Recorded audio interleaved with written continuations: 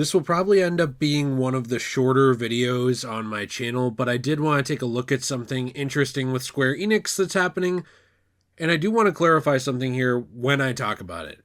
Now, today's topic of discussion is actually another game that is being removed from playability by Square Enix, and that is a Final Fantasy title.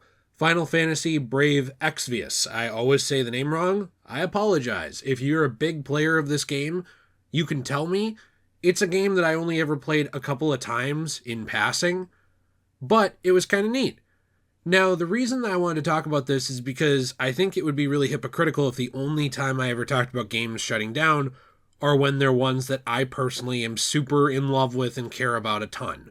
Games like Star Ocean, Amnesis, always say that one wrong too, or even games like Kingdom Hearts Dark Road are games like that where even if they have faults to me, they're things that really matter to me.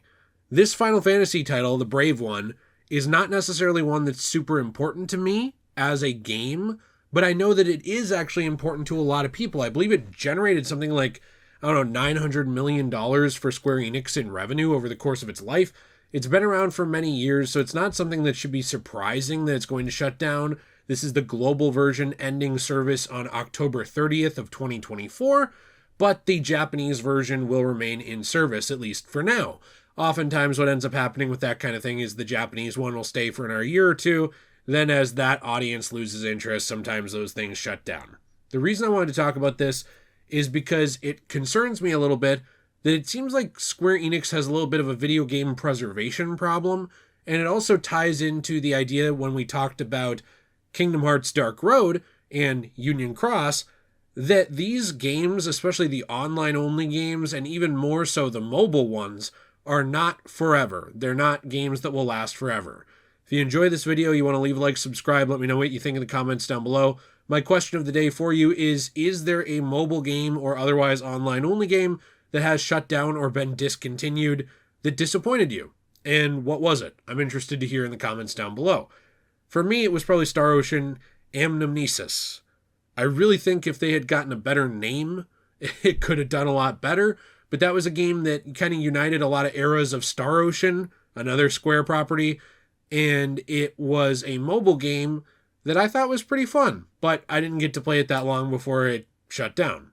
Now, when it comes to Final Fantasy Brave Exvius, I think one of the issues here is not necessarily just this game. I think that when you make a game, when you make a piece of art, you should do your best to preserve it going forward.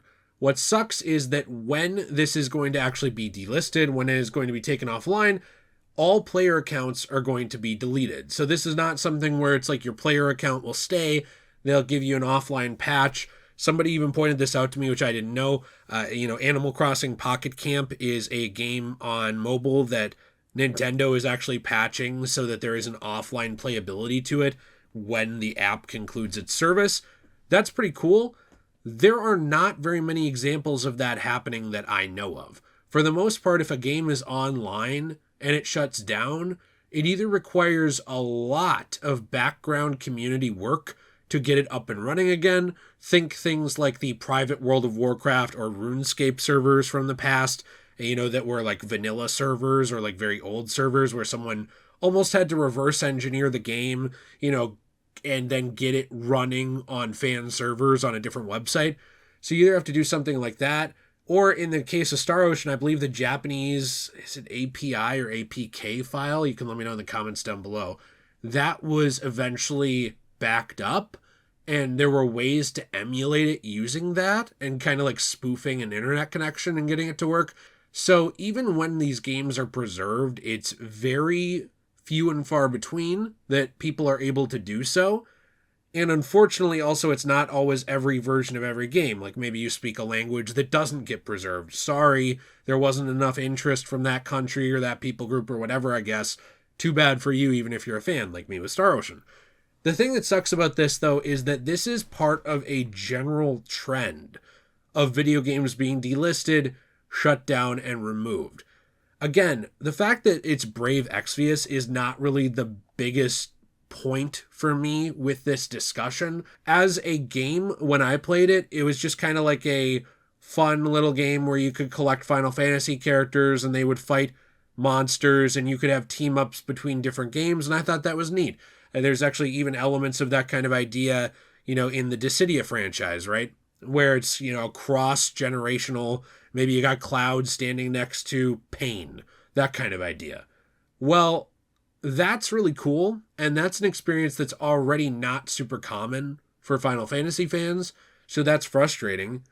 But then you also just have the fact that this is another example of looking at Square Enix and just games in general, but especially Square Enix, and looking at the mobile games that they have out now and the mobile games that they are releasing. For example, I play, at least sometimes, Final Fantasy VII Ever Crisis. Now, looking at this shows me that Ever Crisis will not be around forever. I never expected it to be, but I do think that a lot of people pour time and sometimes money into these games without understanding that they're very, very temporary. You can not care about this all you want, but if I make a Skyrim character on the Xbox 360, I could always go back to my Xbox 360 as long as that save data is not corrupted and is backed up, and I could pop in a Skyrim disc and play on that character. Now, I'm not playing on the newest hardware. I'm not playing, on the maybe Xbox Series X or whatever, but I'm playing on that character, right? That progress is still there. I could be 80 years old, and it could be like, okay, Grandpa, time to go back to bed. Shut off the Xbox 360. Man, how do you even turn this thing off? And I could still be messing around on that character.